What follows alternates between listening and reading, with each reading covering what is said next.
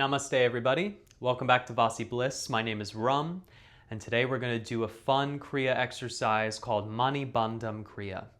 Mani, if you recognize that word, is from the Manipura Chakra, so we're going to be working with that center today. This is a Kriya that works with the fire in the body, the heat in the body, works with the Pitta dosha pretty intensely by releasing and removing toxins from the body.